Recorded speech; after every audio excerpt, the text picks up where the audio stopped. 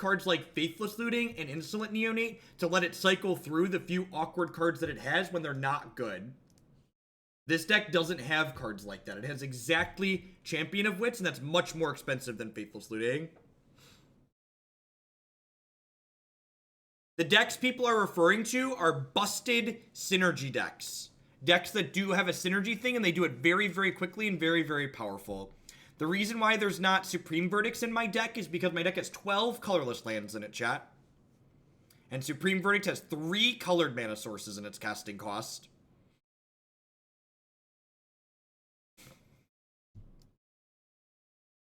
I have this weird magic fetish, and it's I like casting my spells instead of dying with them in my hand uncastable. So I like to be conservative with generally speaking. Slippery L Hugs, thank you for the 6-month resubscription. I appreciate that. Welcome back. I don't look at decks while I'm streaming, Delve 6. Just too much going on. It's positively perverse, right? I agree. It's my shame. It's my shame. I love casting my spells.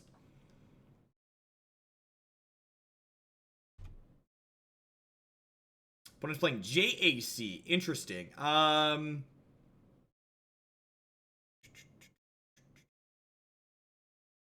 think I just want to path this bird, huh?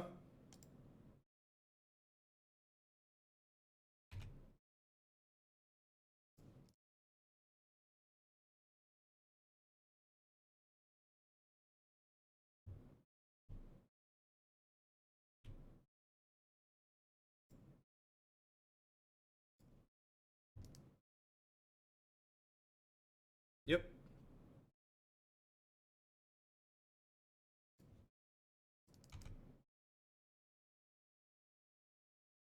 Yep, yeah, I agree. I actually think that, like, blue-white Tron, and this has always been a thought in the back of my mind. It wasn't something that, like, I had the time to investigate myself, but it's always felt like this archetype, was, like, it had to just be better than blue Tron to me, because it has some of the go-over-the-top elements that blue Tron has, but it also, at the same time, gets to play a game where, you actually have, like, meaningful sweepers and interaction. Alright, so I'm just going to get a Tron piece and auto pass here.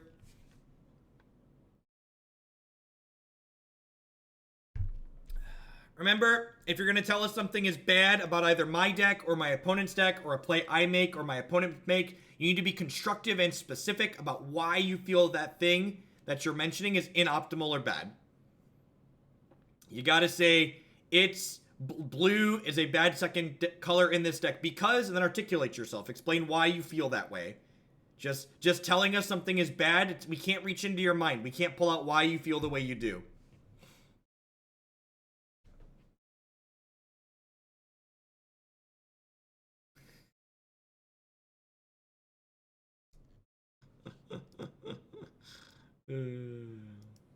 I feel like we do need a throwing poop emote.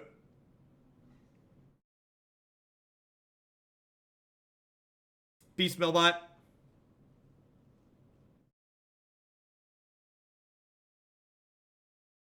You know, honestly, after playing the League with the blue-white approach deck earlier today, I'm kind of partial to believe that, like, people would rather most people send me bad decks rather than other things.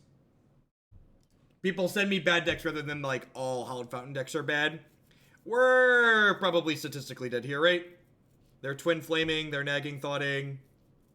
Yeah, we're pretty unlikely. I guess this deck breaks off enough. I'm just gonna let them do their thing.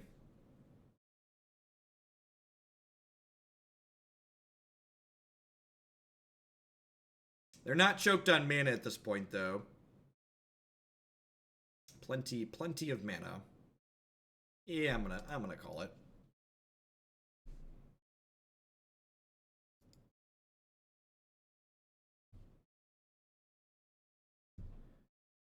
Alright, Spatial, Negate, Disenchant, this one. This is not a matchup where we can be approaching, they're just too fast. All of the spot removal is pretty reasonable. Batterskull is super slow. Teferi takes their thing off the table. These probably aren't worth it. For those that aren't familiar with the opponent's Jeskai Ascendancy deck, it will kill us with the Sylvan Carry added via Glittering Wish for Flesh Blood.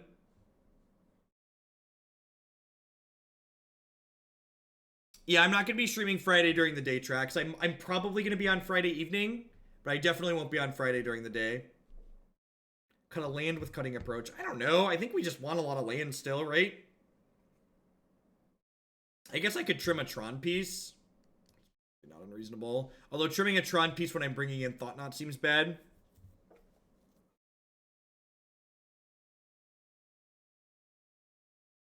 How about I trim Expedition Map? That seems fine. I think I'd rather do that than cut a land. Now, Field's actually pretty okay in this matchup because you can often take the opponent off of land once you path them a couple of times. I think I like this.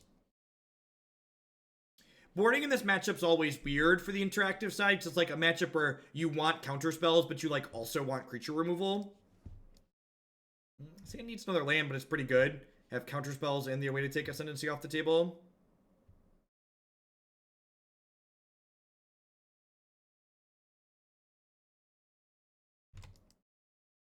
I've only ever been outside of the country once, and it was not to play Magic.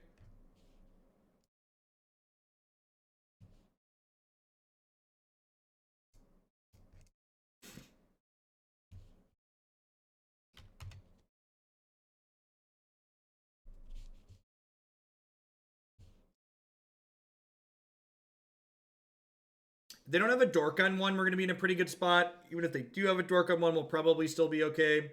No dork is great, because it means we'll get to condescend them on two. Or negate, potentially.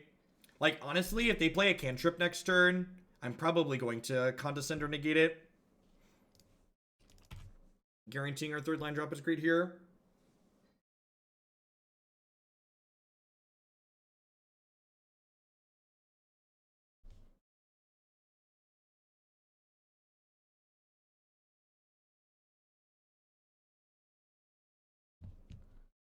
Purge and Ballista. I'm gonna bottom Ballista, but keep Purge. I think just keeping the maximum amount of ways to keep an Ascendancy off the table is ideal here.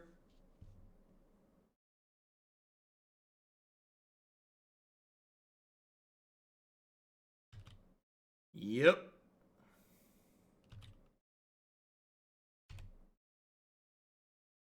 So with 2 ways to take Ascendancy off the table in my hand, I'm just going to go ahead and do this. Perfect. I'm going to bin Path for sure. I'm going to bin the Flooded Strand here too.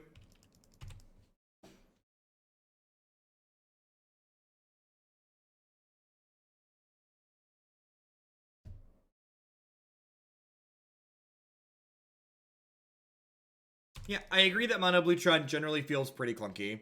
I feel like it gives up the consistency that Green Tron has of doing big busted things, and it loses, like, honestly, O-Stone's one of your best way to interact with the board, and it loses that as well, so...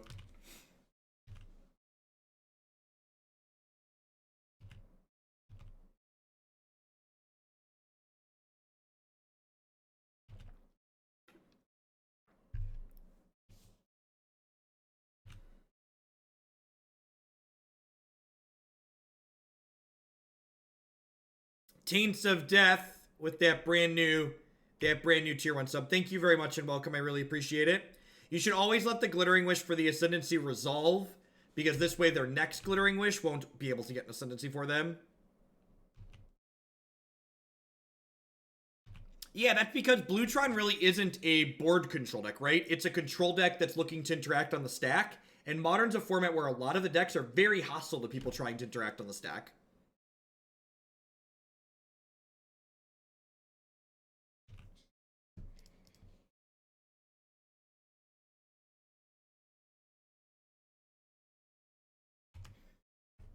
We need a way to actually kill them here is the problem. Like, we've got a bunch of interaction, and we can, like, stop them from actually winning the game. Unfortunately, we don't have a way to actually, like, kill them after the fact.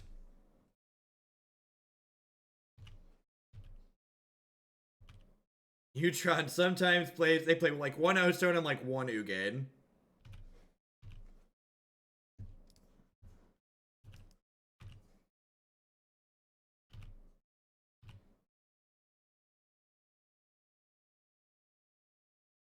Purge was better because of Eternal Witness.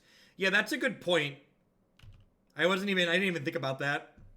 You know what, I probably should have negated that.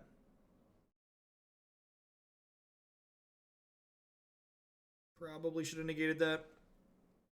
Playing fast and loose here.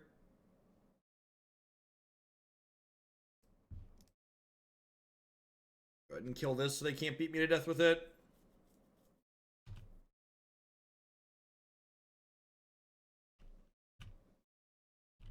If I draw a land next turn, I might just put Champion of Wits into play. I'm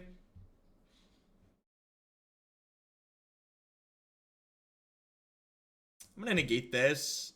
And this way, if we draw a land, we can put Champion of Wits into play. And if we don't draw a land, I can just start attacking them with Colonnade. I need to get this game over with, so I just want to, like, put them as far behind as possible, I think.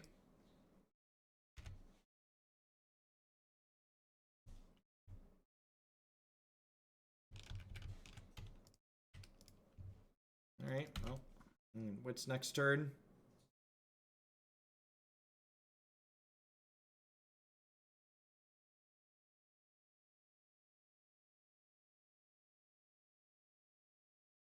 Yep. I don't know why they keep playing their lands out. They should probably hold those at this point. They have extra cards to loot through.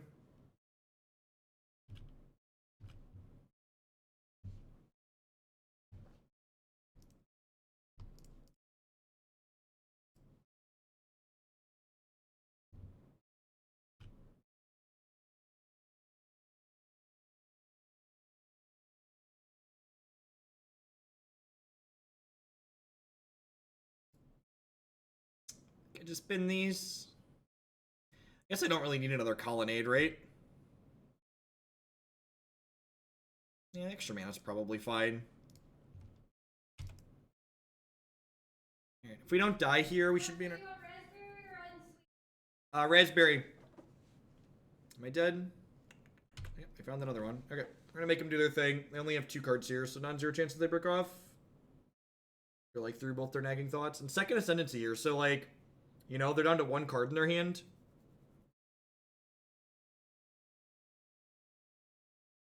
So the fact that they didn't... okay, Glittering Wish is a good pill here.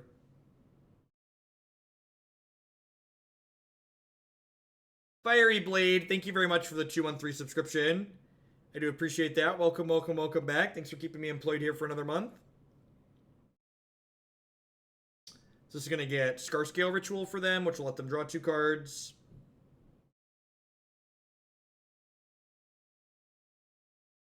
Yeah, the JC deck is sweet. If you haven't seen my opponent's deck before and you think it's really interesting, you'll want to be sure to check out my website, jeffhoagland.com/decklist. I have a page dedicated to it on there. We've played it a bunch on stream before. It's a lot of fun. So Scar Scale Ritual is a 2-mana card that's going to let them put a -1/-1 counter on their creature and draw a couple of cards here.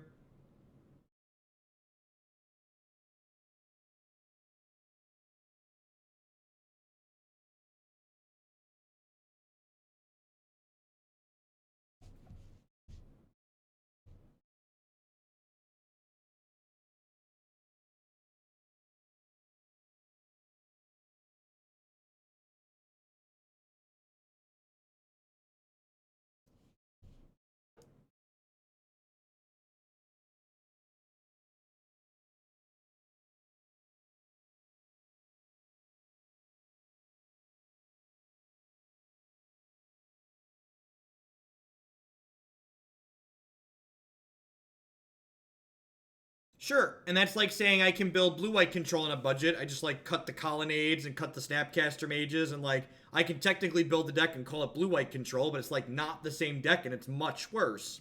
It's disingenuous to say that.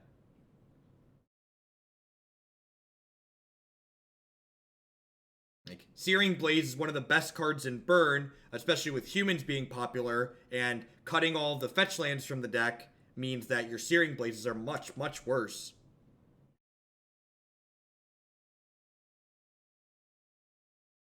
Alright, if they run out of cantrips here, they could be in trouble. Need a card that, like, actually draws them a card here.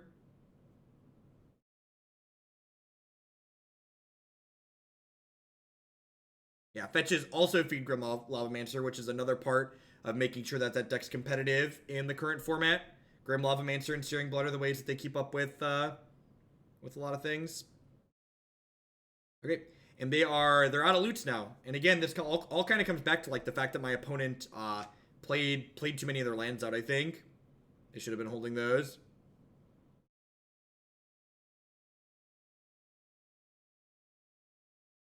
Ah, see? You can't tell me I'm wrong unless you tell me why you feel I'm wrong. It's disingenuous because, and then, you know, take some time and type some stuff out. Explain yourself. How much longer? We've been going for about to slide across the 8-hour mark here. Treasure Cruise was very good in the Jeskai Ascendancy deck. Very, very good.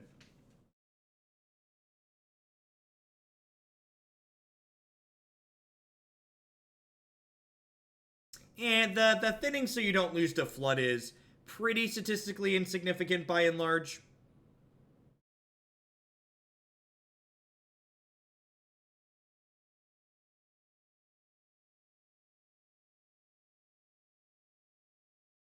Sure, and again, you can do that, and you can call your deck whatever you want, but it's much, much worse. And again, just, like, pointing people to other decks and saying, like, hey, these decks are, like, they're not budget decks, but they're decks that happen to be cheap. I think that's the better way to approach playing decks that are cheaper in Modern in general.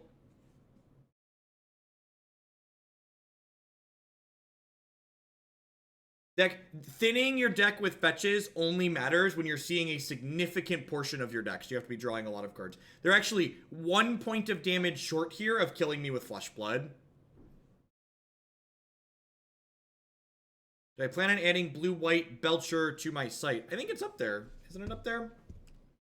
I feel like that one's up there. A gift basket. You brought me a gift basket. Oh, you brought me a spoon too? You're the best. I love you, wife. I don't believe any of those things Twitch chat says about you. But they only say nice things about me. That's true. I've been found out. You don't believe any of the nice things? I don't believe any of the nice things.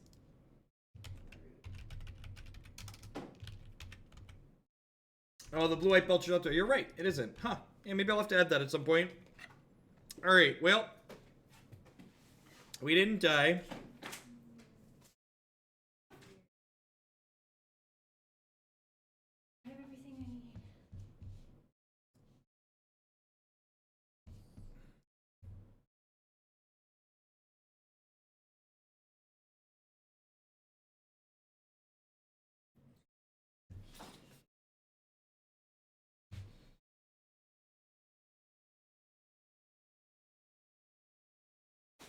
It's raspberry tea.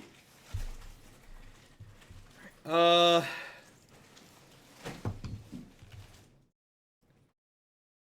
actually dead if they don't chump block, right?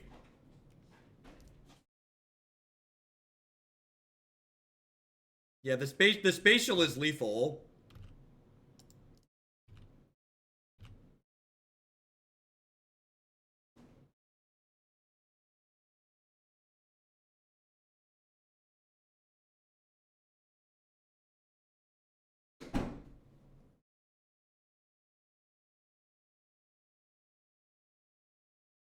You know, different strokes for different folks. I don't find, like, things like Commander particularly interesting, but I know things are into it. I'm the type of person where I don't like hamstringing myself when I play a game. So, like, if I was in the financial position that, like, I couldn't actually play good Magic decks, I would rather just, like, play board games or deck building games or whatever else that, like, I could actually, like, play on a fair level with other people rather than, like, being at a strict disadvantage because of monetary reasons.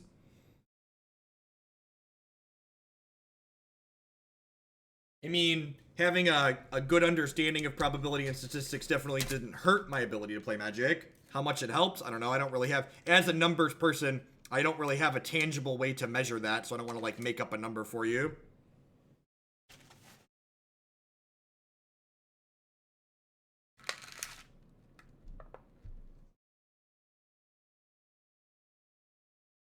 A instant coffee drink. Thank you very much for the 3-month resubscription there. I appreciate it.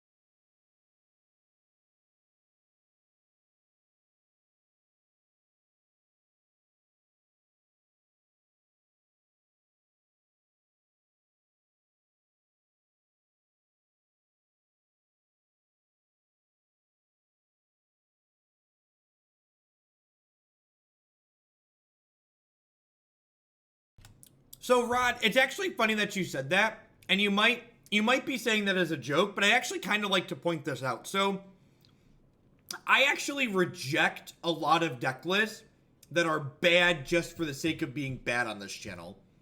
Well, a lot of decks that we end up playing end up not being good. You have to try things to learn what's good and what's not good.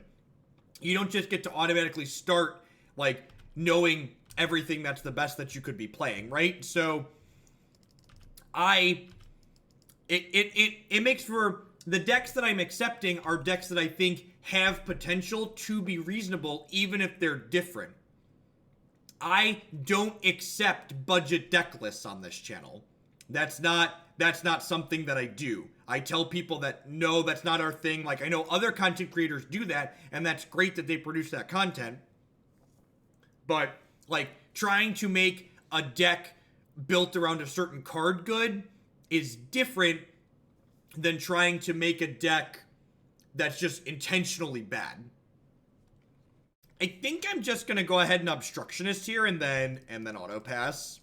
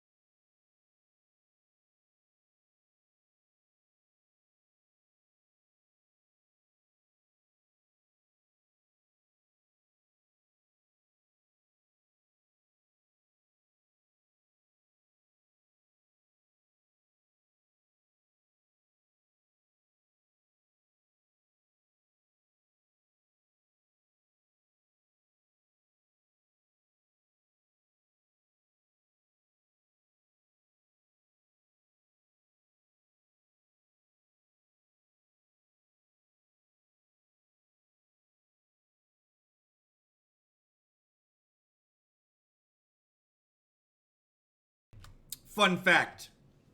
A significant portion of the decks that I tell people, no, I'm not going to play this, are decks that are linked to from Against the Odds pages.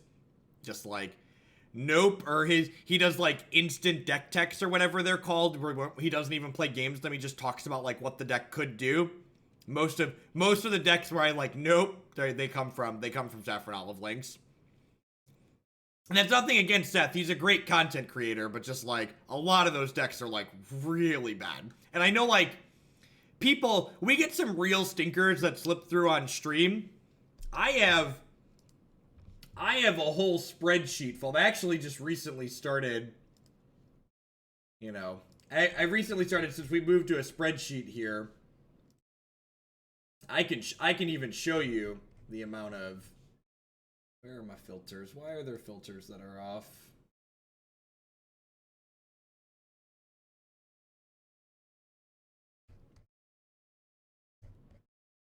Yes.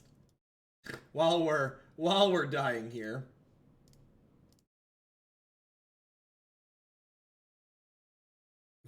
So I don't want to show people's emails, but I can sneak this on.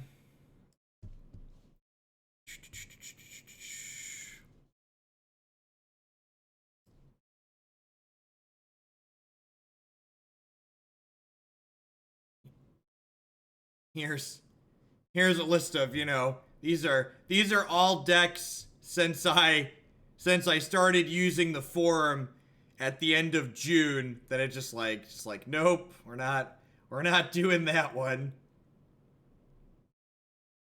It's a lot of decks. It's a lot of decks. And this is filters. Like there's not 180, there's like 180 total submissions, but like I say no a lot.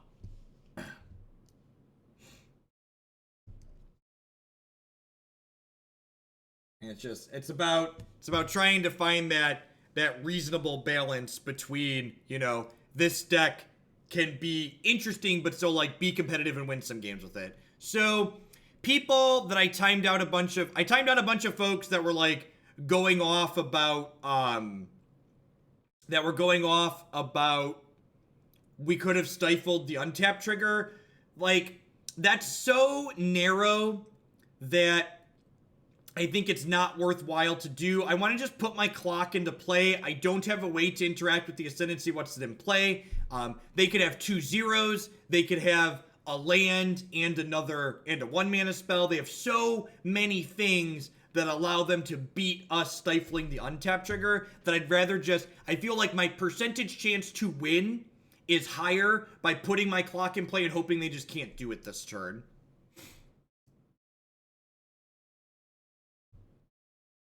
So that's the logic and reasoning behind not just holding up the cycle stifle. Remember, just because you make a percentage play that you feel is correct doesn't mean you're going to win. That's why we call them percentage plays and not sure things. As someone who's played a significant portion of the Jeskai deck, Yehobo, they definitely had the Jeskai Ascendancy there, but they didn't guaranteed have the ability to go off with it, is what I am saying. There's no guarantee that they have the 0 or the land plus the other thing to go off. So I agree, when they played the Silence, they definitely had the Ascendancy to play, but it could have just been a play Ascendancy, get this resolved past the turn.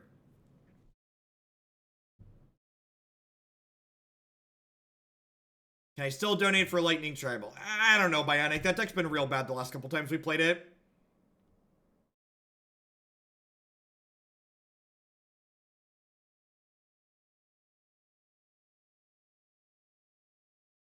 Legion's Landing, okay.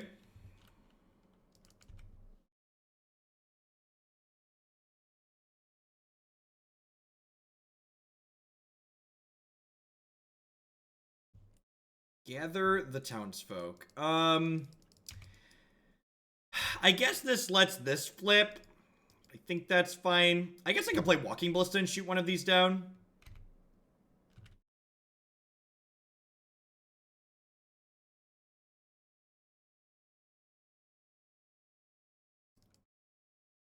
Do I want a Walking Ballista one of these so this doesn't flip?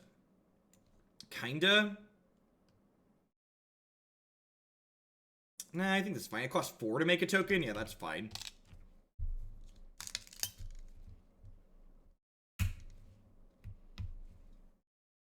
I agree with your logic. They only had 3 mana open. They would have had to make 1 land drop to start the spell cycle, which if stifled at that point is... No, it's not. They have a bunch of 0 mana spells in their deck, Team America. They literally started without the land because they have 0 mana spells. On average, they play 5 to 6 0 mana spells.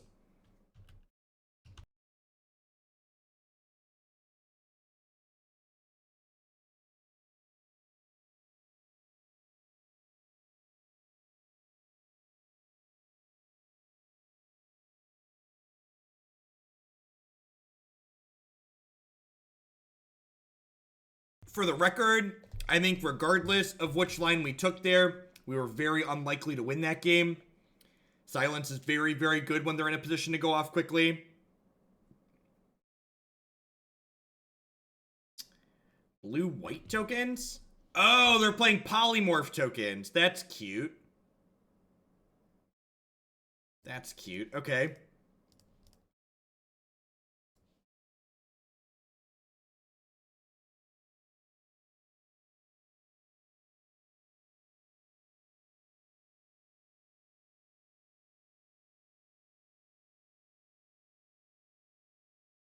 I guess I could have let that happen and then just wrathed.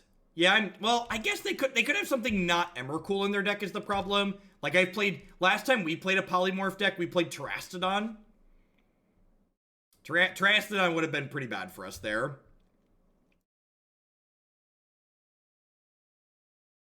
Windbrisk Heist is sweet. Okay, I like what they're doing.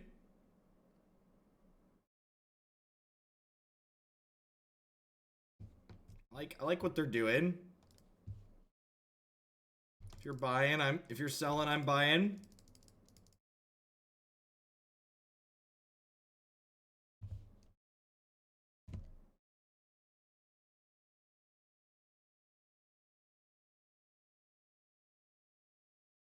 Your trigger stacking was bad, Danny. My only comment was in the second game, I think you played out way too many lands.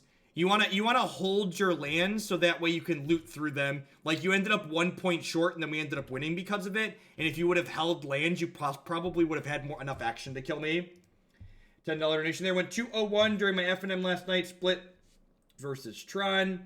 It was suggested do not use my reminder token. My question is, what happens if you have 2 Ascendancies out and they cast a spell mid-stack? How do you go about making sure things resolve in order? So, basically, democracy for black-white poxwalkers. I'm such a sucker for Jang. Thank you, Bionic. I appreciate it. Basically, your token reminders are only beneficial for your opponent. So, like, if you want to be as competitive as possible with the JAC deck, it's to your advantage to communicate clearly, but still not provide a visual representation to make it easier for your opponent to understand what's going on. You should not misrepresent the game state because that is cheating, so don't cheat. But I am saying that using the visual indicators like you have gives your opponent an advantage because they're certainly going to be less familiar with what you're doing than you are.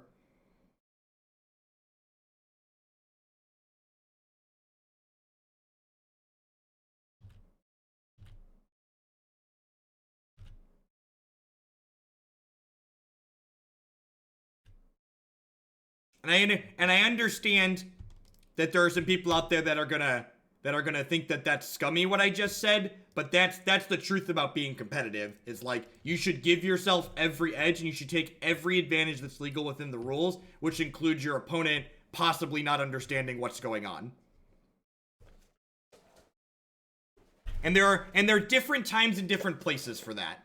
Like, there's a difference between playing a deck at Friday Night Magic and playing a deck at an Open or a Grand Prix where players have paid, you know, $80, $50, $80, $100 to play in the event.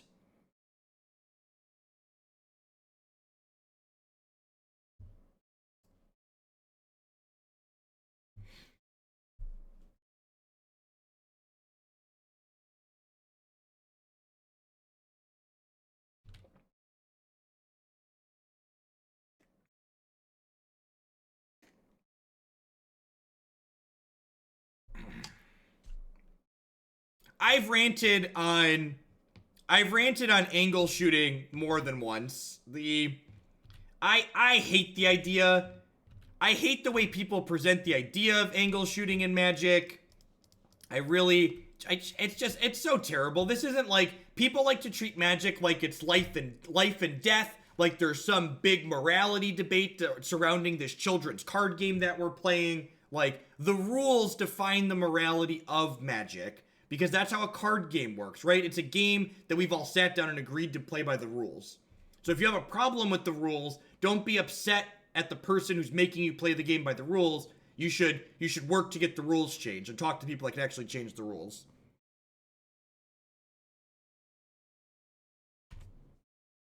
What do you mean by gaslighting? What do you mean by gaslight? Like, players making plays that encourage their opponents to make mistakes? That's just good Magic. You should play Magic in a way that puts you at every possible advantage. No, there's not. No, there's not. It is absurd to me that you can think it's immoral to talk about. You know what's immoral? Immoral is stealing from someone. Immoral is assaulting someone. Those are things that are immoral. Making your opponent play Magic the Gathering by the rules that are written down about Magic the Gathering is not immoral.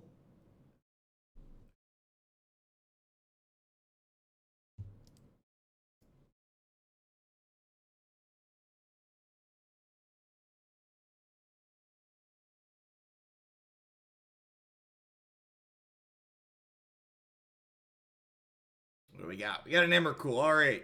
Alright. Sweeper lets us survive. Approach the second sun wins the game. No, it's hardly the first time it's been brought up, right? Very dead.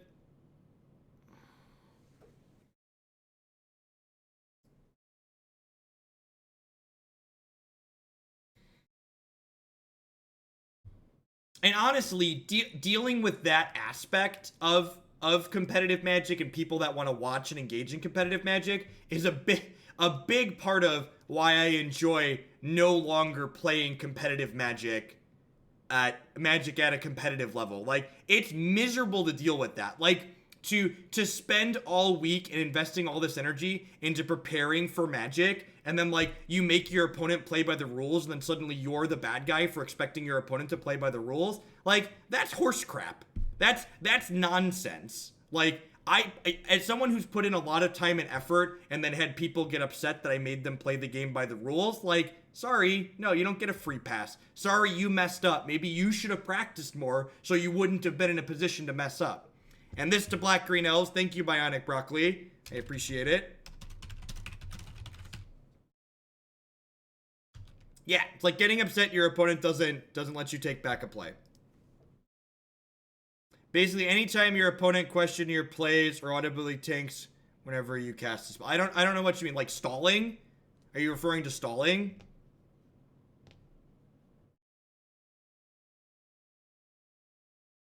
Yeah, Chalice is a great one. I can't tell you the number of times my opponents cast a Chalice for one, and I've untapped and cast a Thought Seize or something, and they're like, yep, resolves. I was like, all right. I'm like picking a card out of their hand, and they're like, they touch their Chalice, and it's like, nope, this spell is resolved.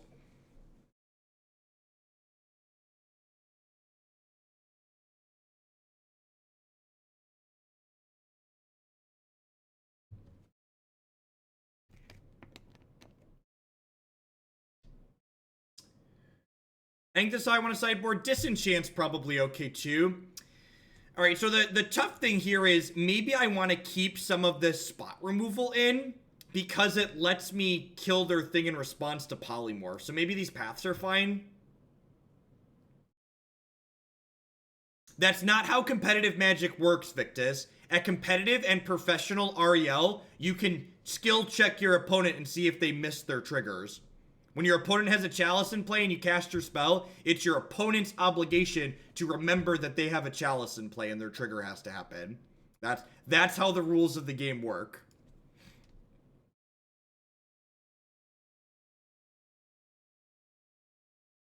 And I kid you not, there are literally people that will get upset with people for doing that.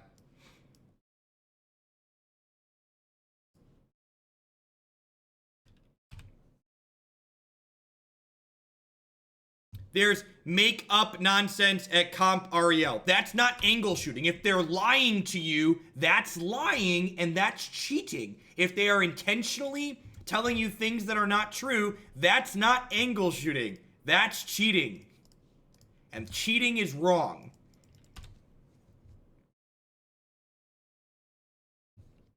Did someone get mad at me when they drew a card after... Yep. The rules for the rules when Shrine of Burning Rage was in Standard were different. When Shrine of Burning Rage was Standard legal, the Magic rules were different.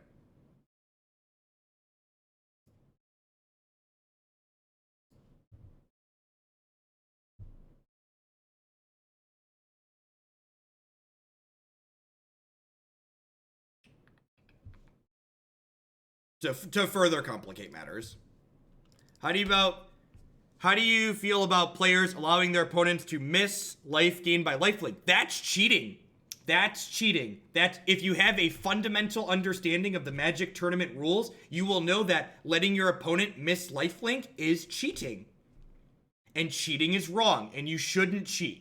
Lifelink is not a trigger. And this is one of those nitty-gritty details of Magic things where understanding the policy will help protect you and let you know what you should and shouldn't do, what you are responsible for reminding your opponent of, and what you aren't responsible for reminding opponent of.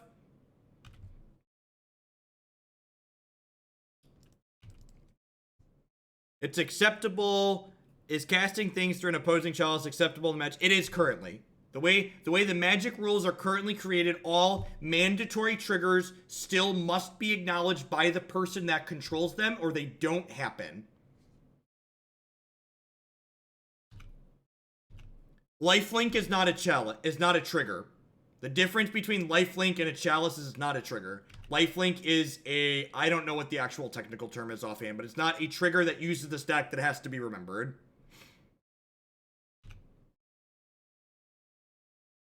This is like the make 2 tokens at end of turn. Beckon Apparition. All right, sure. Maintaining game state. Yep. Is angle shooting a trigger, right? The answer is that it depends on what you're wondering. Are you supposed to be reminding them about?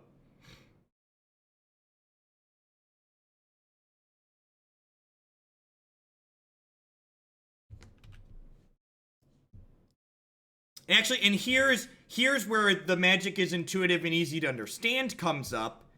It is casting a spell while your opponent has a chalice on one and them missing it. That's a legal play.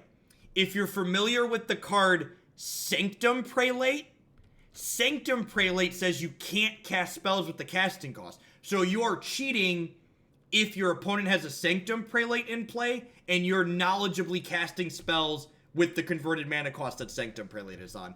And that might seem like a weird distinction for people that aren't technically inclined or detail-oriented, but it's an important distinction between the way these cards work with each other.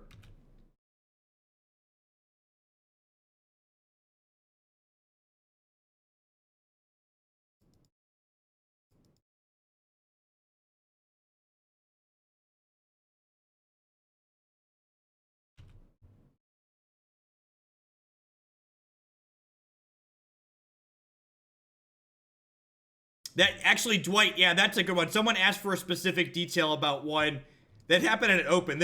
People were real upset about this one. That's pretty good. I had a player in a tournament. They cast, and I'm just gonna repeat what Dwight said in chat. I had a player in a tournament. They cast an Ulamog, which has the Exile 2 things trigger, and they said cast Ulamog, and they just sat there, and I waited. I counted like 5 seconds or so in my head, and then I said, can I crack my fetch land? And they said, yes, crack your fetch land. I searched my deck, and I put my land in play. I was like, all right, Disdainful Stroke your Ulamog. And they're like, no, wait, I have a trigger. And I was like, well, we've progressed the game state past where you were required to acknowledge to put your trigger on this deck, so your trigger's not going to happen. And the judge agreed with me that the game state had progressed past where they were required to acknowledge they had a trigger and put it on the stack. because both cracking a fetch land and then me putting a spell in the stack meant that the game had progressed past 2 things. And to all new players out there that think all this rule stuff sounds scary and you don't want to get got, you have two great suggestions for making sure you don't get got. Read the rules. The rules, especially things concerning triggers and stuff like that in the IPG, the infraction procedure guidelines or something like that, it's not a very long or complex document, and you can be familiar with it, and it bodes well for you to be familiar with it if you're going to play Magic. The second thing is that if you ever are unsure if you should call a judge, that means you should call a judge. Judges are there to help, and they want to help you play Magic and make sure things happen correctly.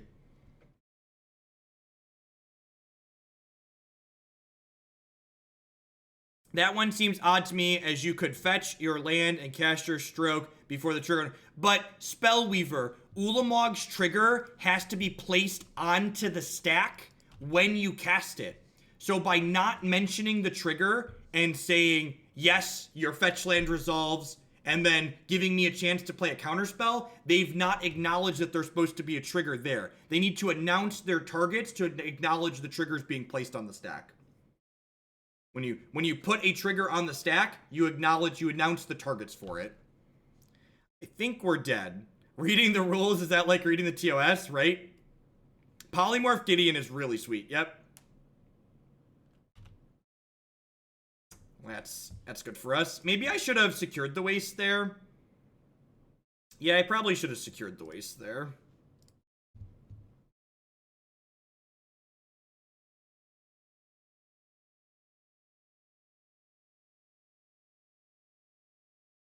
Correct, Silvertoll. That is correct. And Ulamog follows those stipulations. Exile getting to make smart tokens, right?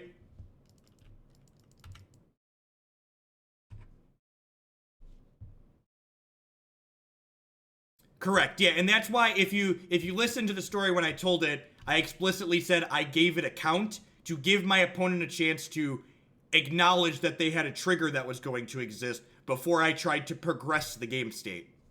You can't rush your opponent through missing their triggers. That's not allowed. But if you give your opponent a chance, 5-10 seconds, every game action can't take 30 seconds, and then you basically ask, can I progress the game state? And they say, yes, progress the game state without acknowledging their trigger. They've then missed the trigger. Secure the waste is sweet here. Yeah, that was my line of thinking, extras, was that it gave me Wrath of God as an out. Do you like the change being the punishment for drawing your sword? Yeah, I do like that change, Gilger. And I think that is a great example of this rule sucks, so we should change the rule instead of getting upset with people who are playing the game by the rules. If I attack 6 here, I'll attack 5 here and leave back a couple blockers. So Emrakul explicitly has protection from colored spells. Emrakul does not have protection from colored abilities. And Detention Sphere removes Emrakul with an ability, because Magic is intuitive and easy to understand. Alright, so I'm gonna go ahead and bring back Champion of Wits here. Draw 4 cards, discard 2. This is kind of sweet.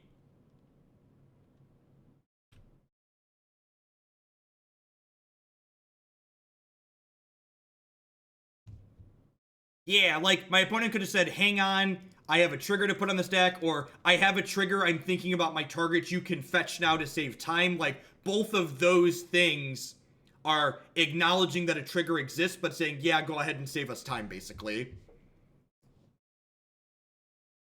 Negate and Path to Exile, that's sweet. Alright, well, Field of Rune's pretty good here too, right? I'm actually gonna ditch the extra mine. And I have 2 floating, so I'm actually going to play this field and then kill their Windbrisk Kites with it.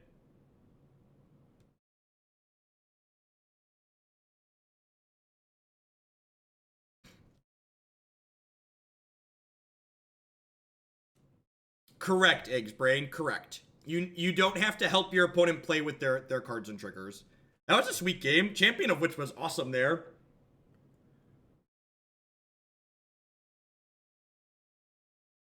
That's an important distinction as well. Intentionally missing your own triggers is cheating. And also, let's say you, like, innocently miss your trigger, like there's a lock going on and you didn't mean to miss your trigger. That's not cheating. Cheating requires intent. Cheating requires you to take a game action that's against the rules, knowing that it's against the rules.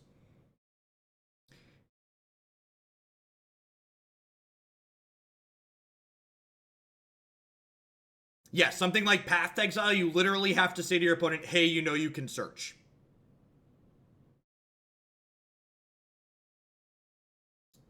Yeah, correct. Cheating is figured out. That's why judges do investigations and they talk to players. Whenever you see one of them Reddit hate mobs get upset that someone missed a trigger or did something that's cheating on stream to, like, take an illegal game action, taking illegal game actions isn't cheating.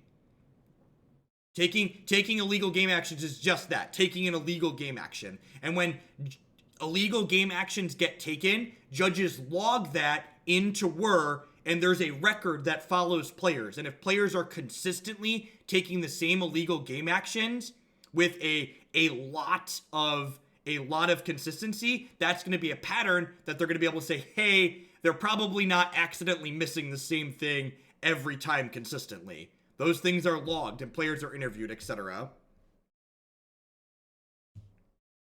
What I don't like is when judges don't know the rules. Sure, judges are human, Gilger, and that's why you have an appeal. That's, like, literally appeals exist. Appeals exist to use them. Stuff happens.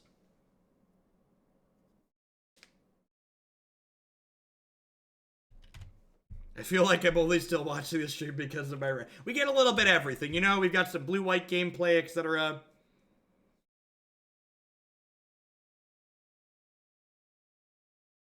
And this is something that's come up at small events sometimes too. Something that's good to be aware of. If, let's say you are certain... Let's say you're playing like a PPTQ, and you are certain of what a ruling is, like you've looked up this ruling before, you know it's on the Gatherer with the correct ruling. I've definitely very politely suggested that the head judge for whatever small event I'm playing in just take a look at the Gatherer for the card that they're making the incorrect ruling on. And that's generally, like, it's rare that happens, but I've definitely had cases where I'm like, can we just, like, look at the Gatherer rulings on this? Because I'm pretty confident that they're going to say something different than what you're telling us. Yes, also make sure you've looked at the Gatherer relatively recently. That is also true. And again, I've never had anything like that happen at, like, an Open or a Grand Prix. The head judges at those events are... They're on the up and up. There's a reason why they're head judging a large tournament.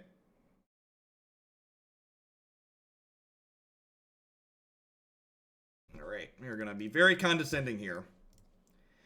I think even with the Day of Judgment in my hand, I want to condescend here.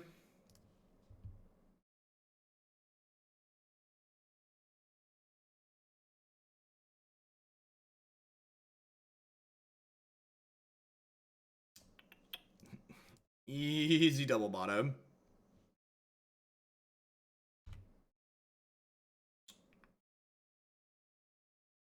So I'm gonna play Field of Ruin here, just in case they play a utility land, I can kill it.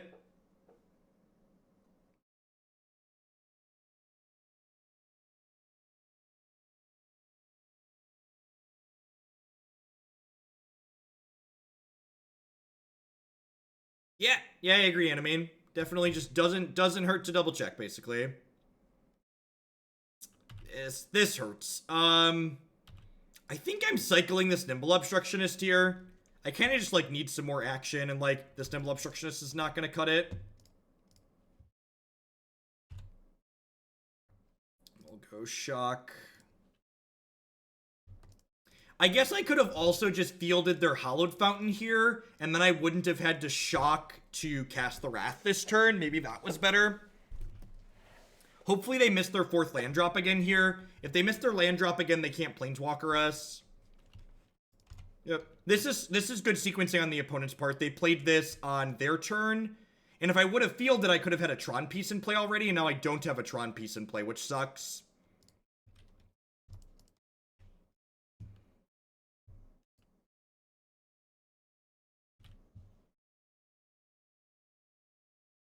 think I'm gonna go ahead and loot here. Just loot through these. So now I'm gonna be 1 turn late on getting Tron online here, which is bad for us.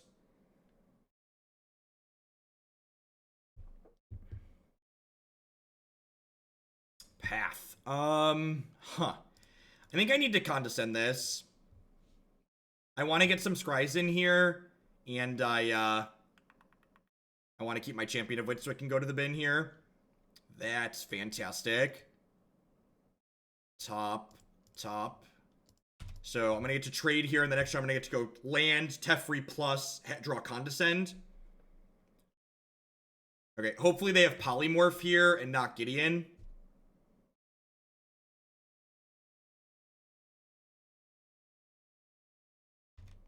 Johnny. Wow, that's good. Well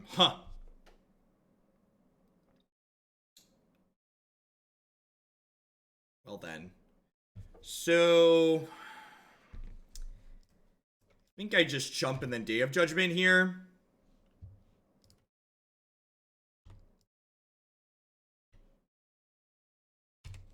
I have 1 card left. Next turn, I'll get to go Tron online, Teferi, draw Condescend.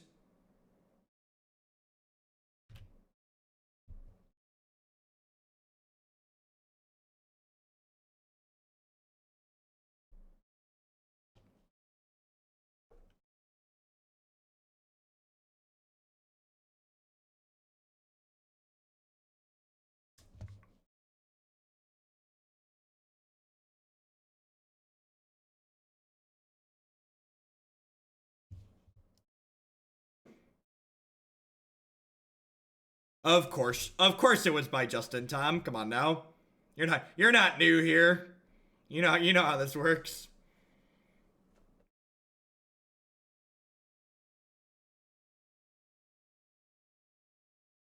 Oh, geez. That's rough. Okay, fair. Tough, but fair. Beckon Apparition. Brutal. Alright, well, I'm definitely just getting rid of this spirit token. You are not here to pressure my Teferi.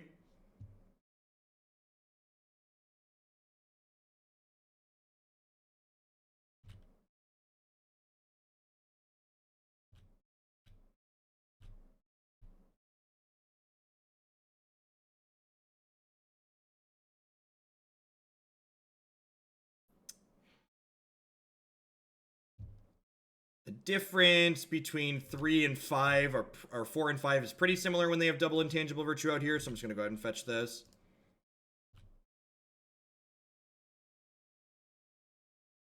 Yeah, that's fine, 0. And honestly, like, at the end of the day, you can and should just play with, like, whatever you enjoy playing with. So I'm gonna go ahead and fetch a land out here, and then go ahead and Condescend. If they draw another good card here, we're gonna be in a little bit of trouble.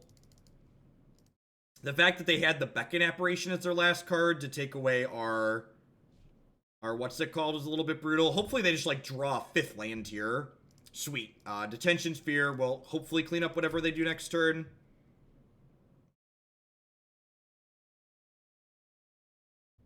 Yep, I agree with Hambone Raider. If you're gonna play competitive Magic and you want to give yourself the best possible chance to win, you better just go, like, read the competitive rules.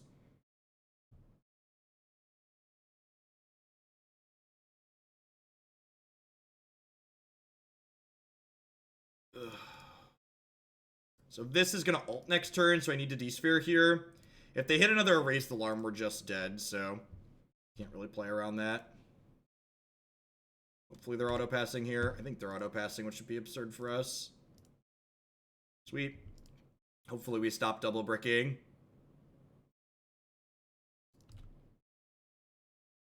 Alright, dead on board.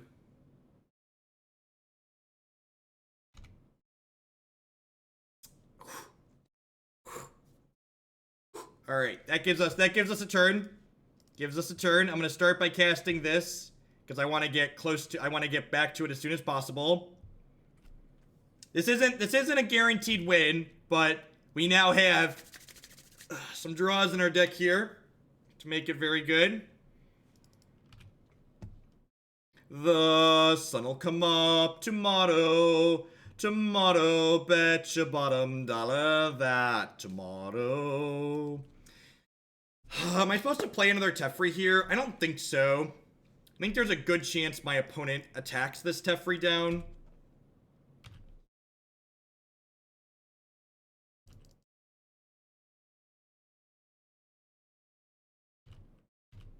And if they attack me here with these, I can go Teferi down tick, Teferi down tick.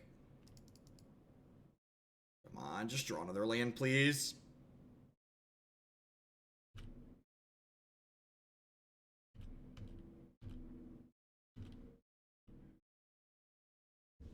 The sun'll come up tomorrow, tomorrow. Bet your bottom dollar that tomorrow. Oh, baby. Oh, baby.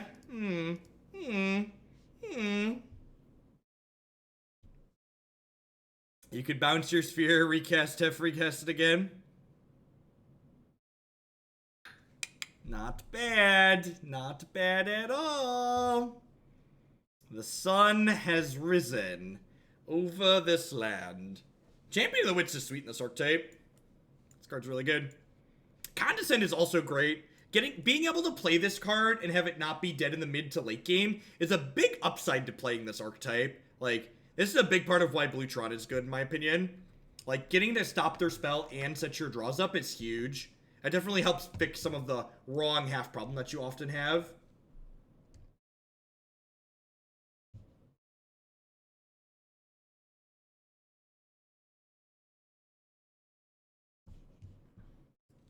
I think Azcanta has a place in this deck. I think this deck already has kind of too much Dirt'll Do Nothing, and I don't think we have room for more Dirt'll Do Nothing.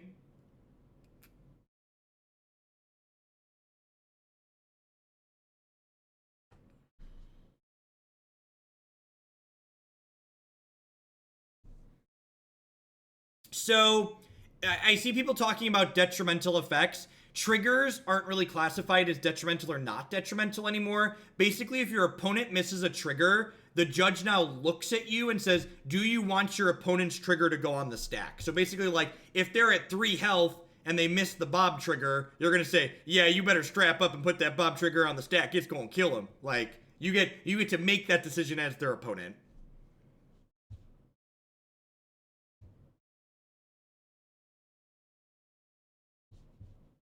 We've not cast a turn 3 approach yet.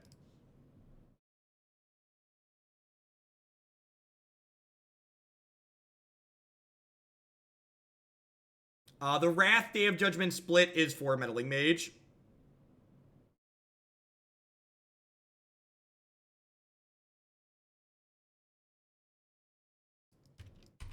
Can you give me an example, Rymile? What's an always detrimental trigger? What's an always not detrimental trigger?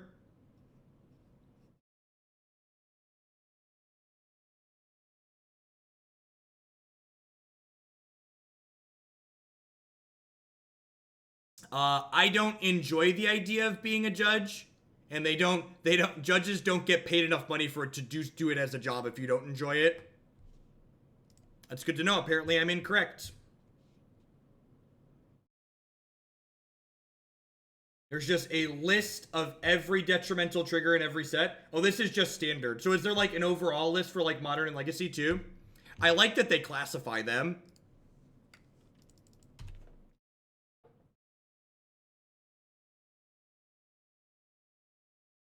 Correct. We're not playing Supreme Verdict because it's triple colored source.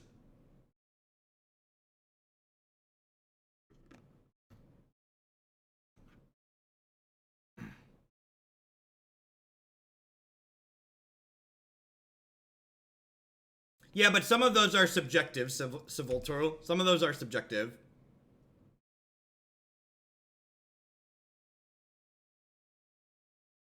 We do have turn 3 secure the waste for a bunch.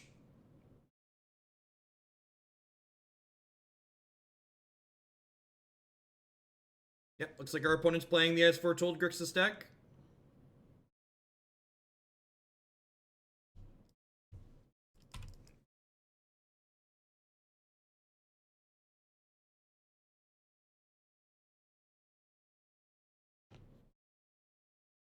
Stitcher's supplier is detrimental. Well, is it really? I missed that. Is that really on the list of detrimental triggers? All right, this is why this list shouldn't exist. Cuz this is all right. See, this is like a rule you should apply to get changed. This is deemed detrimental. That's absurd. That's absurd that is deemed detrimental.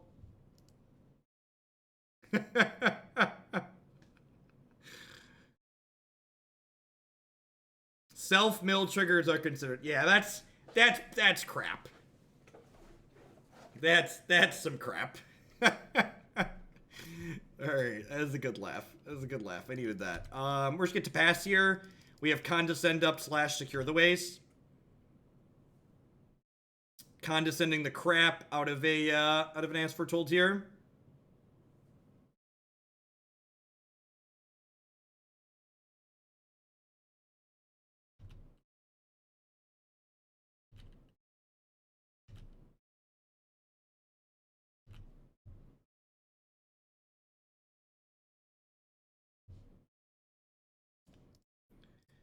Alright, chat. We're gonna lock these wastes right on up here.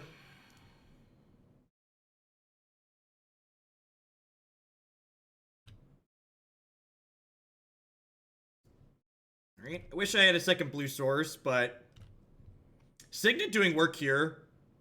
We almost cut the third Signet for a fourth map, but I think we ended up with the right decision here. I'm gonna take the Jace off the table. I feel like we're probably ahead as this game goes along.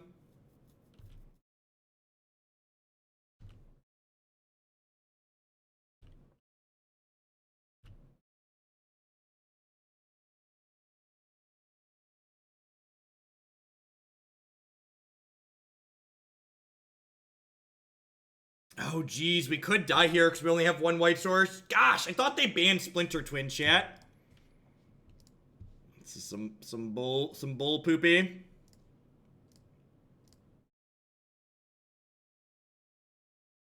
So if they have As Foretold, Living End next turn, we die.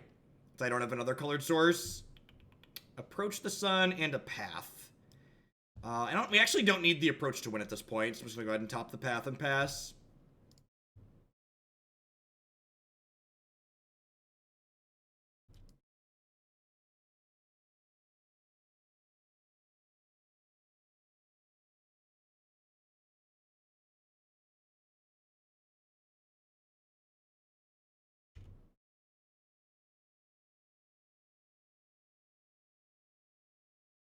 We should splash for Tireless Tracker because it's Tracker. Not bad.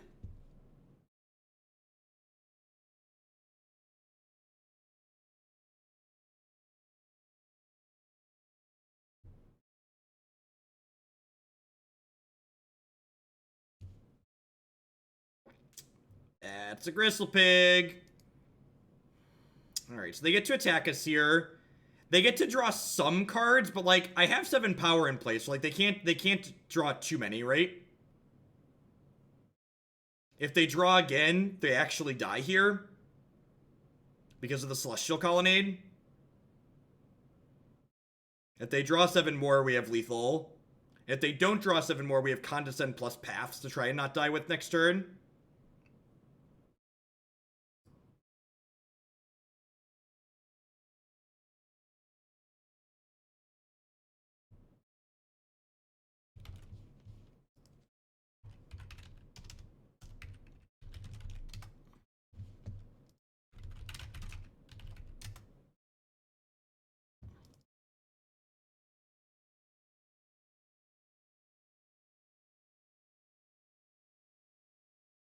Alright, so I'm going to start with Champion of Wits here.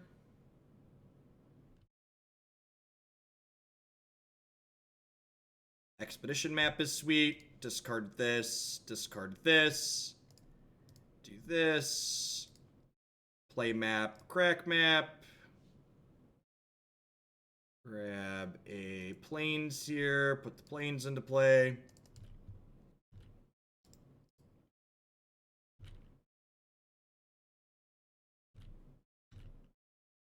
Right, and they have to win through double path condescend here.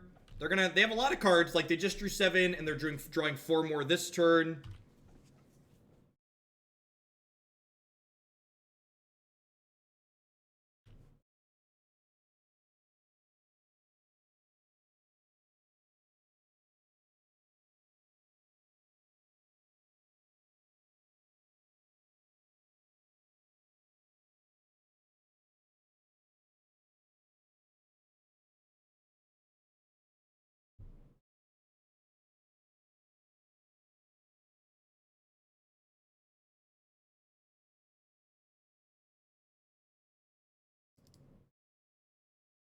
Maybe playing the map was wrong.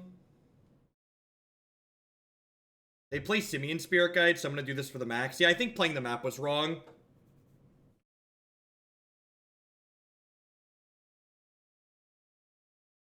Hopefully they can't kill us here. Yep. Yeah, we're dead. Alright. Yeah, playing the map was wrong. Yep, we're dead. I guess even if I hadn't played the map, we'd still be pretty dead, right? Like, they'd be at 10. They'd be at 10 and we wouldn't have a lot going on. Yeah. Alright, Rip, Surgical. Facial gets to come out. That's a Thought Not Seer matchup. Day of Judgment's pretty bad. This card's good against mid-range and aggressive decks, which is not good in these combo matchups. We 5-0'd with one of them earlier, the blue-white deck. Disenchant seems okay. D-Sphere could be fine. Do we like Purge? It tags Gristle Pig and that's it. We did 5-0 with the Hallowed Fountain. I was surprised too.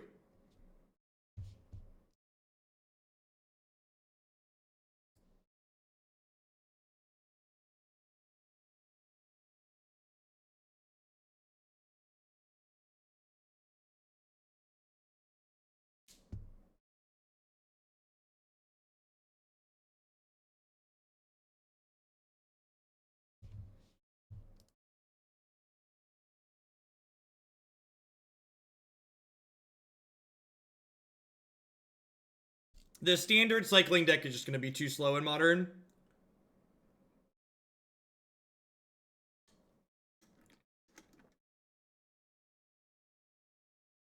Not with Tron, with blue-white control, featuring Approach the Second Sun.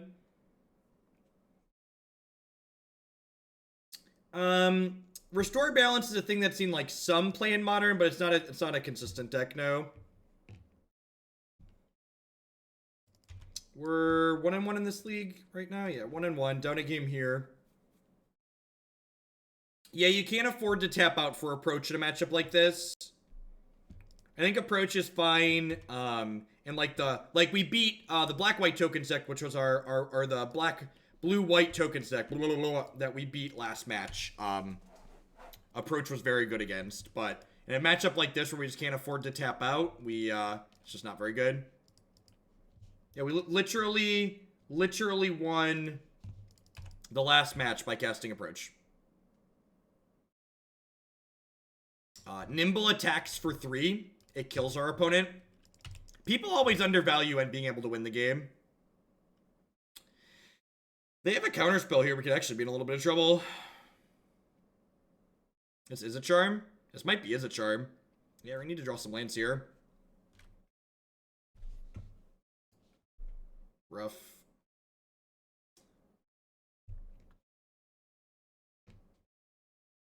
That's true. It can fog a Kiki combo for a turn, which is useful if they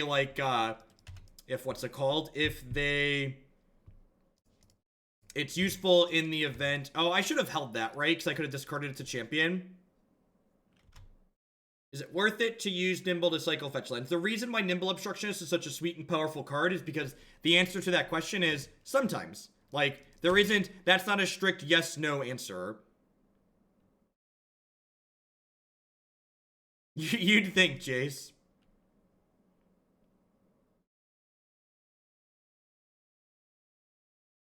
We do have plenty of win conditions. We definitely can win the game with more than just Approach the Second Sun. Although, again, worth noting, the one match we have won was on the back of Approach the Second Sun.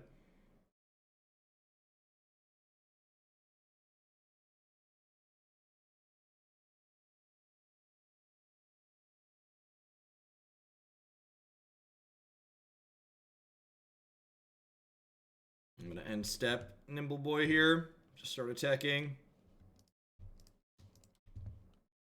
We don't want to extend too much because our opponent is going to be able to Living End to clear the board here.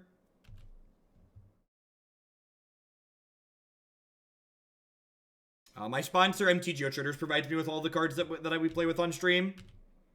We are 1-1, Justin. We're down a game here, though.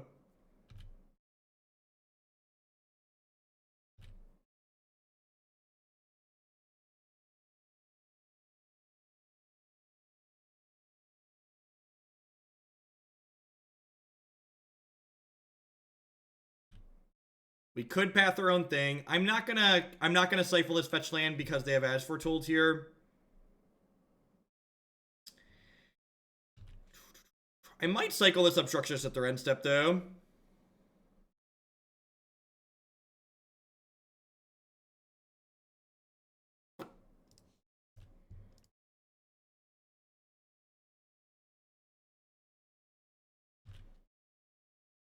I don't think so. I think the Champion of Wits is just good enough in general that we want to keep it. Want to keep it in to provide some card selection, even in games like this. Yeah. I would have to own playsets of every card Modern to do what we do on stream here, which is just like pretty impractical.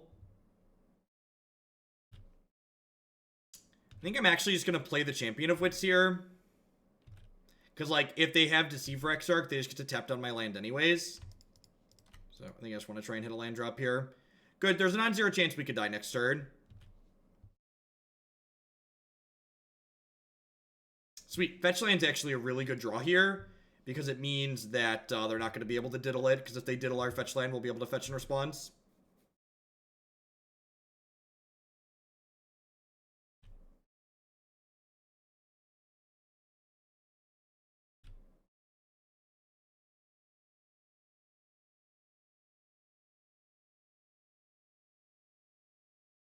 They're playing Grixis, Goryo, Kiki. We've played that deck on stream a few times before. Dead to Kiki plus Counterspell here.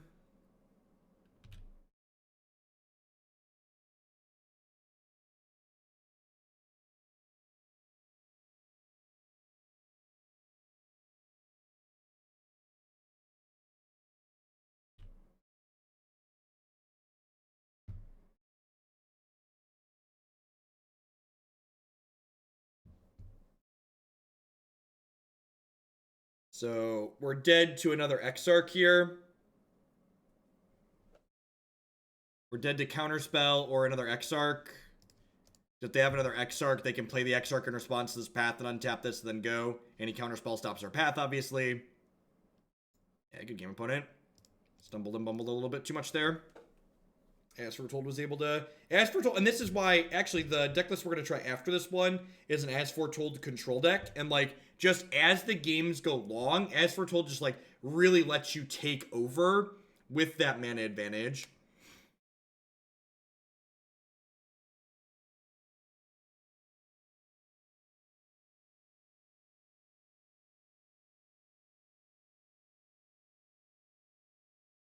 I felt like the approach aspect of the dedicated control deck felt pretty reasonable. I think it might be kind of clunky here. Part of me wonders if there's just something in kind of like this.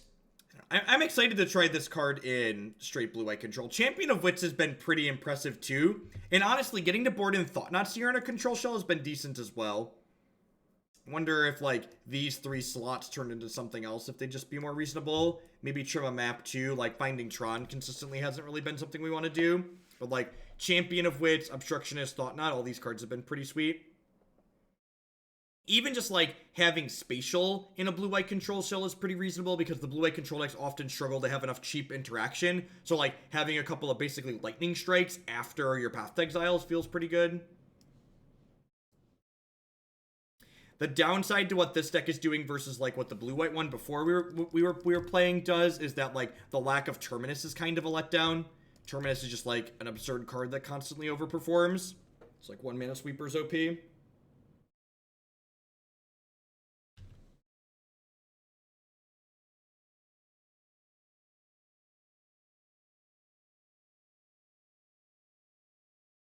Yeah, blue-white is basically what it fits into, Nos. Like, you need white to play Approach the Second Sun, and then blue provides you card selection to get back to it once you've cast it the first time. Blue also gives you tools to, like, extend the game, and these are control decks that are looking to make the game go long.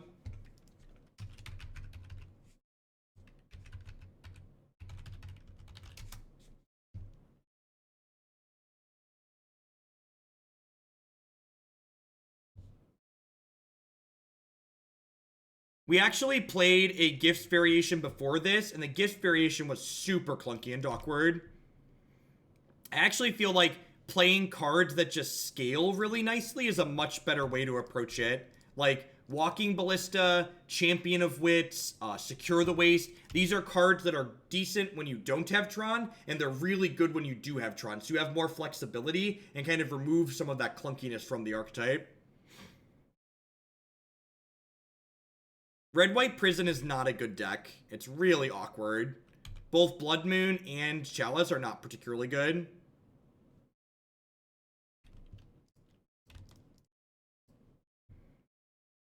That are important to shifting and churning the mana game. I don't know what you mean, Ribbon.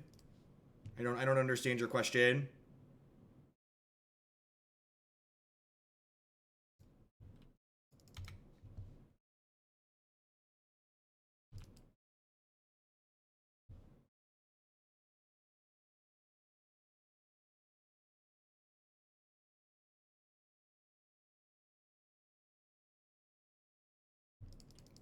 Ooh, that's a tilt. Lose the obstructionist now.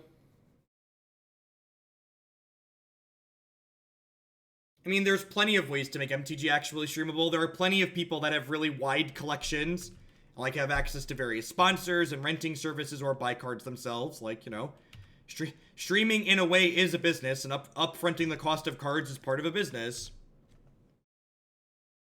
Death by Taco, thank you for the 2-month free subscription. I appreciate that. Welcome back. Death by Taco. That is a heck of a username.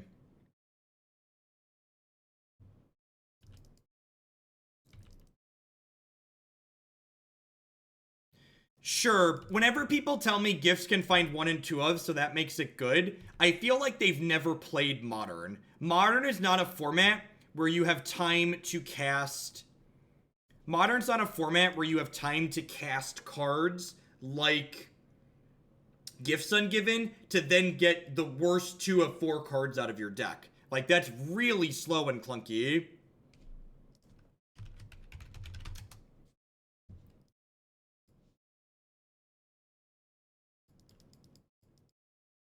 Unfortunately, they're going to get to eat both of our Champion of Wits here, which really sucks. I guess I should have kept the Flooded Strand so I could have guaranteed cast the Wrath. I had no way of knowing that Scavenging Ooze was going to come out, though. I mean, Keyforge had great gameplay, and their distribution model is absurd to the point of being stupid. Is stupid to the point of being absurd, sorry.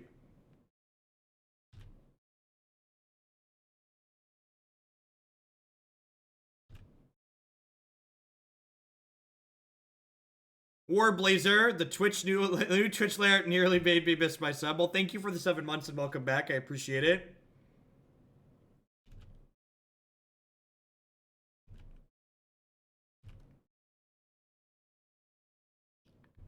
So, losing... And again, I probably sequenced my lands wrong, because I gave them the option to be able to do this. So, like, I've lost some of my long game ability to, like, go over the top of what they're doing now, because I've lost those things there are champions. It's like, I'm only 2 lands off of being able to bring those back if I still had them in the bin.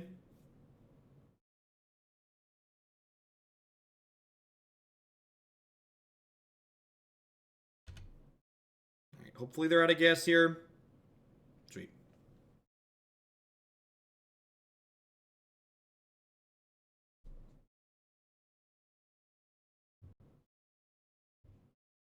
Alright, well, we get to fire up Colonnade here. I guess I could also fire up to secure the waste. I guess if they attack with Quagmire, I'll secure the waste. Yeah, green-black rock usually plays this number of creature lands. For people that are new to the stream, please remember if you want to make an unsubstantiated claim, you at least got to back yourself up. This matchup is bad because, and then insert your logic and reasoning. Yeah, they could have a Fatal Push here. They definitely think I'm supposed to make them have it. Yep.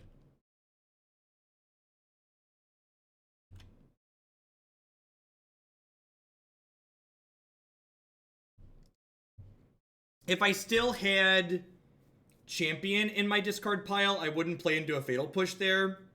But I think because I don't have Champion in my discard pile, I'm just supposed to play into it.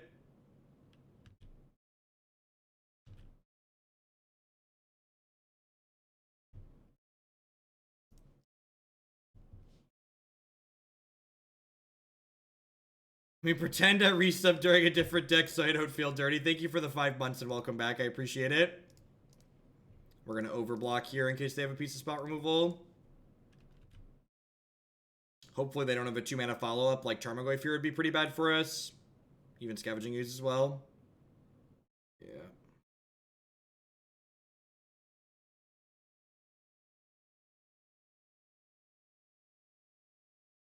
Oh, Tassiger. Oh, Walking Ballista is weird.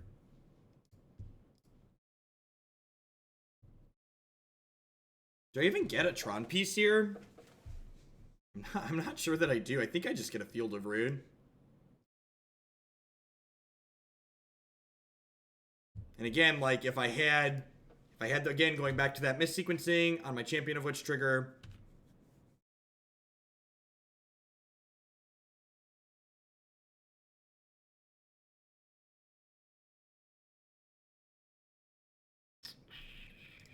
Great. Getting to scry here is huge.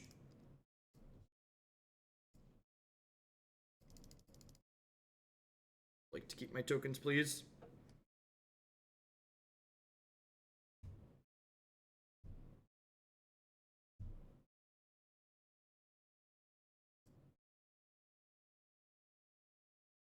Yep.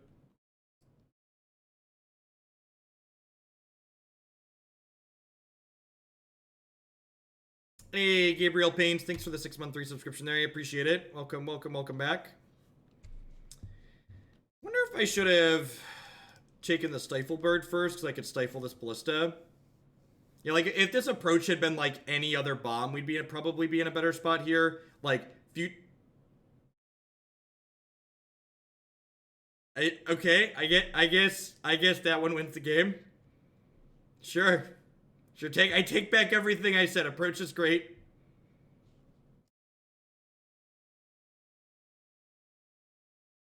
Well, sure. Walking Ballista doesn't seem particularly good. Detention Sphere seems fine. Timely seems fine.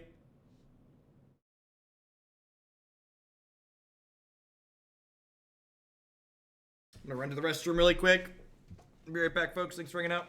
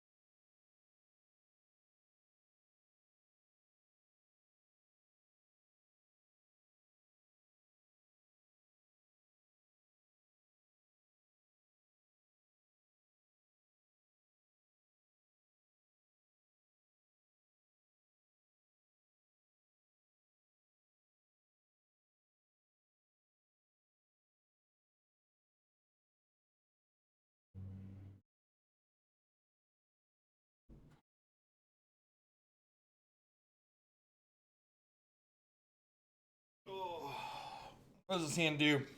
Anything? Nothing? Everything? This is fine. I went to 6.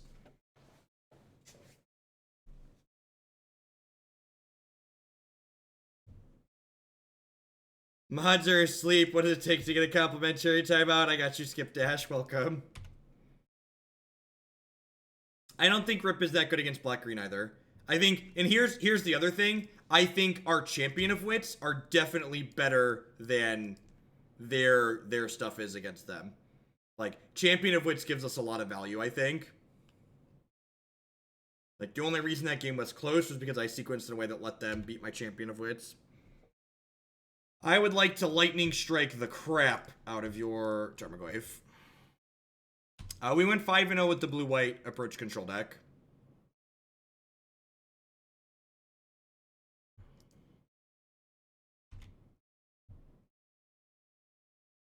It'll be up on YouTube later like everything else.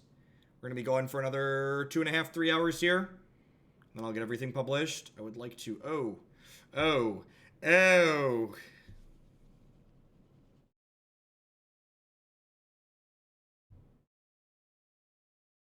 Whew. What? Deal? Resolves?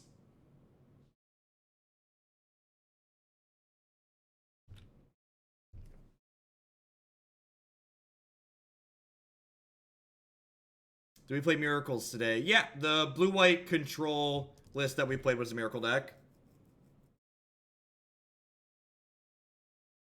Cycling Decree of Justice. Decree of Justice isn't modern legal, and I don't know what the text is offhand. Decree of Justice is from, like, Onslaught, right? Or Scourge or something like that.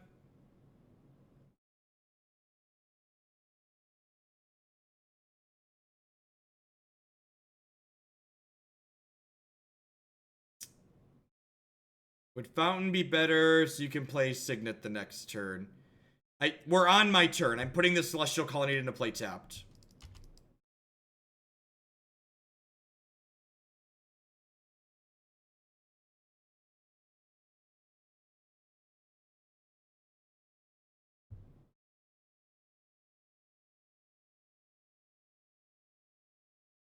And yeah, that card would be much worse than Secure the Waste. Land. Ding. Ding. Huh. Do I just like Champion of Wits through these approaches? Nah, I'm gonna play this, and then if we hit a land naturally next turn, we can cast Teferi. I kind of want to work on this archetype some more. It's kind of sweet.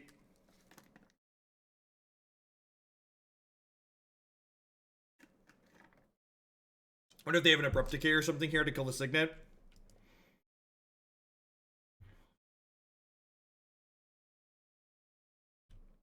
Nope. Okay. God, what is in their hand? It does almost look like a cube deck, right?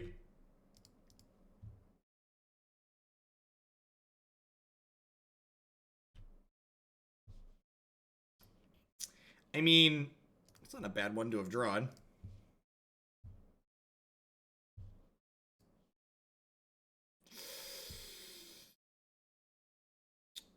Well,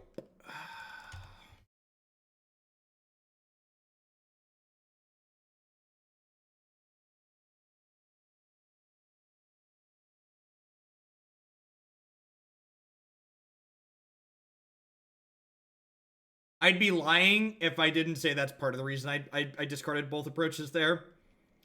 Gosh, this card is sweet.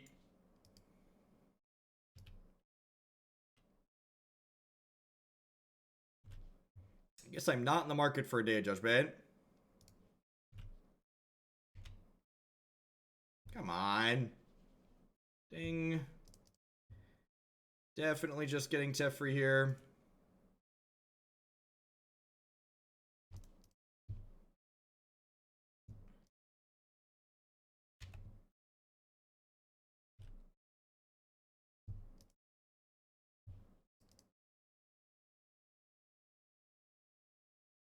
Honestly, and this may sound weird, I kind of just want slightly less Tron lands in here, but just still some. Maybe the 4-3-3 is right. Honestly, I could see 3-3-3 being okay. 3-2-2 even. Just like the threat of some big mana draws, but like you don't need it all the time.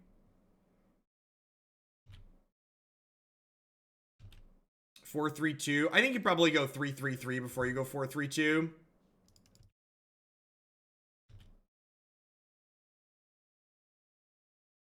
I honestly like, and this probably sounds, I really like the fact that you get to play Thought Knot in the board is like really sweet as well.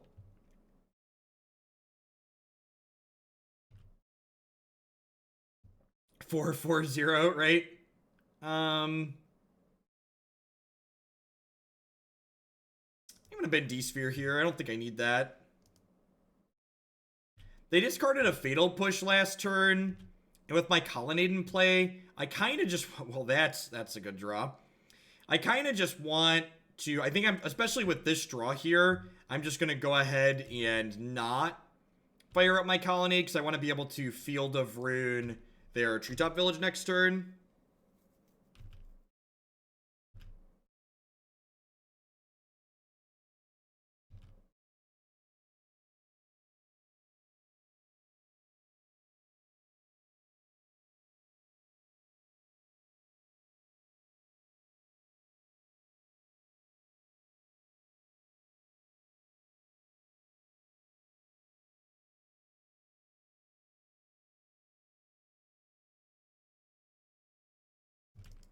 You got him. He's dead, Jim. Glad we didn't attack into that.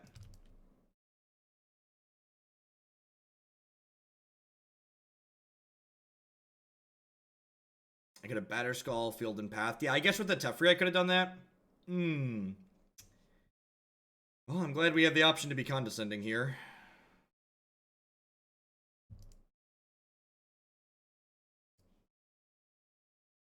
This card's also really good. I talked about that a little bit too. This card's like consistently impressive in my opinion.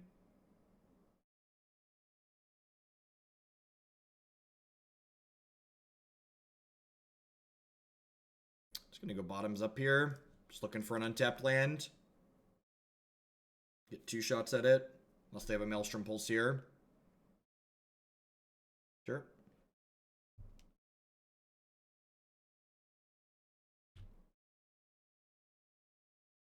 And they're gonna have absolutely nothing here, right? I path this. Colonnade kills this. I have Teferi, Colonnade, and infinite cards in hand. Yeah. Alright, sweet. We're 2-2.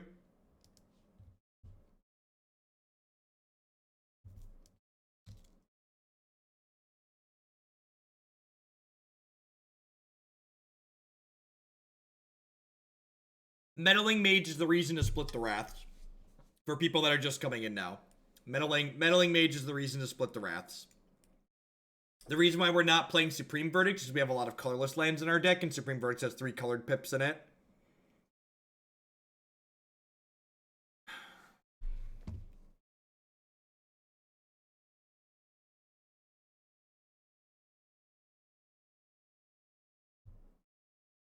How is this deck against humans? Absolutely no idea.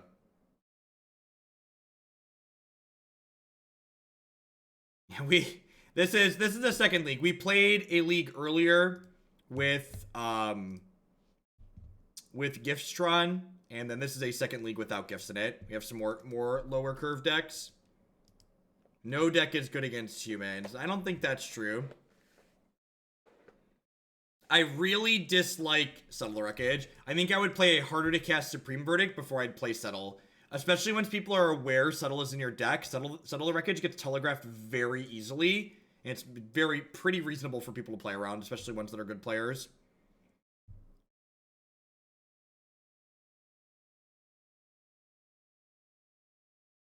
We are effectively a 3-color deck. That is correct. We're a 3-color deck that can't fetch for the 3rd color.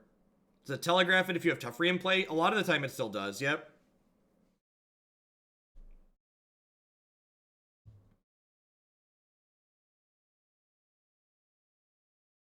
Maybe Head Dumb Reader. Maybe if you're playing Signets, you could do that. You just play like Field of Runes and Ghost Quarters and stuff. It's possible. I like Settle in explicitly creature decks because creature decks can't play sweepers. In a deck that can play actual sweepers, I think Settle is pretty mediocre. No, I don't even think that's true, Wraith PK, because even if you have Cryptic in your deck, once you pass with 4 mana up and you're like, alright, you can attack, they're like, oh, they don't have Cryptic, they're letting me attack, let's play around Settle. Talisman, yeah, that one, whatever. Actually, honestly, you could play Talisman makes you colorless mana too. Oh, this is 8-whack. Alright, well, Wrath, our chances against 8-whack are definitely higher. Although, on the draw here with a slow hand, we're not going to be great. Taking 7 here.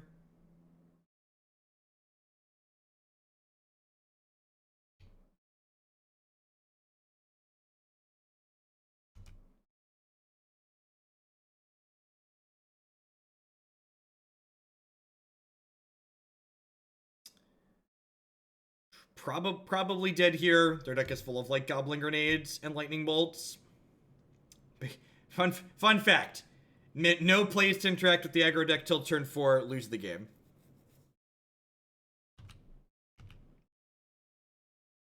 I'm gonna flash this in and block, because that way we're not dead to exactly Goblin Grenade, but our chances of winning this game are basically none.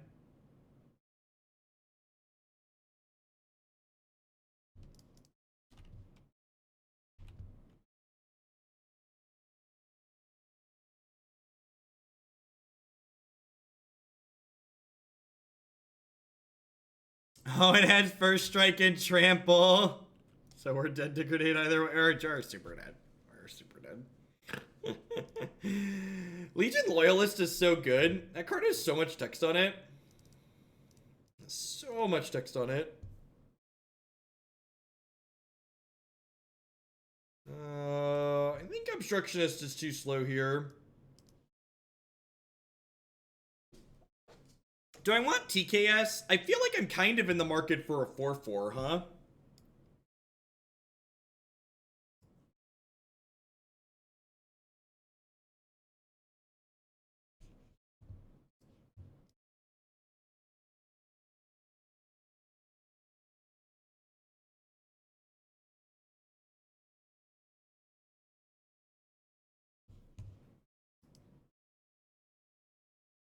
So, yeah, so honestly, maybe there's just a blue-white colorless, like, aggro tempo deck that's just, like, not playing the sweepers. Because, like, the sweepers don't play well in with like, creatures in your main deck.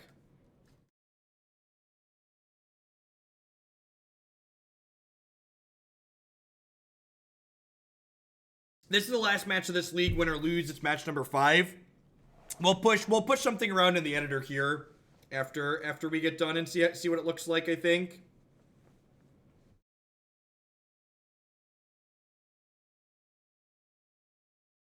Yeah, I think just like a blue-white Eldrazi deck could be sweet. With like Obstructionist and maybe some Vendilion Cliques and stuff. Just like a lot of disruption and efficient removal. Like I said, one of the big things traditional blue-white tends to struggle with against some of these decks is that you don't have enough removal with just Path to Exile. But with Spatial Contortion in addition to that, it might really have some legs. We're going to try a blue-white approach build featuring As Foretold and Ancestral Visions in the league after this one.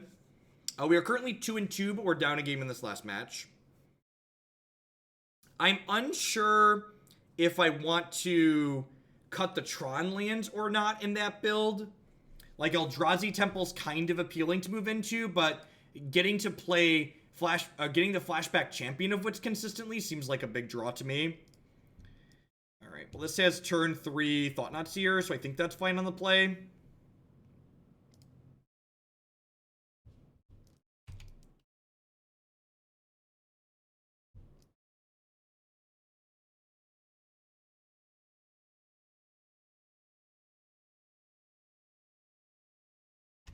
Has Spell Queller. It might be okay. Blue-white is probably hard to do with It's probably hard to do with having enough mana base to consistently cast colorless spells.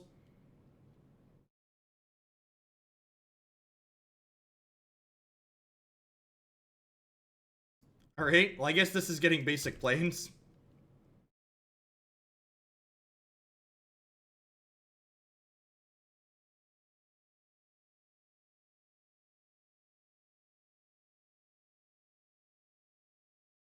That's BTE. That's brutal.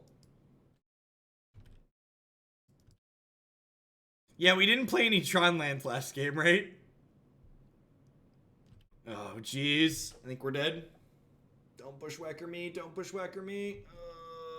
This is 2, 8, 9, 10. We're going to 9.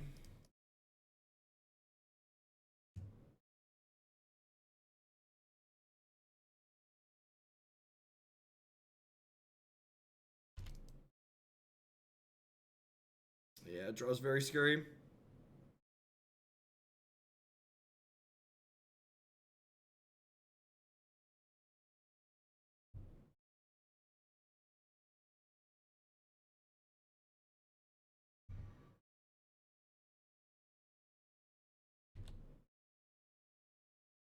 The 8-whack deck's really good. Played that a few times on stream. We were talking about budget decks earlier. If you're looking for, like, we are super dead. Can't even block now. I guess I could have drawn a Signet next turn.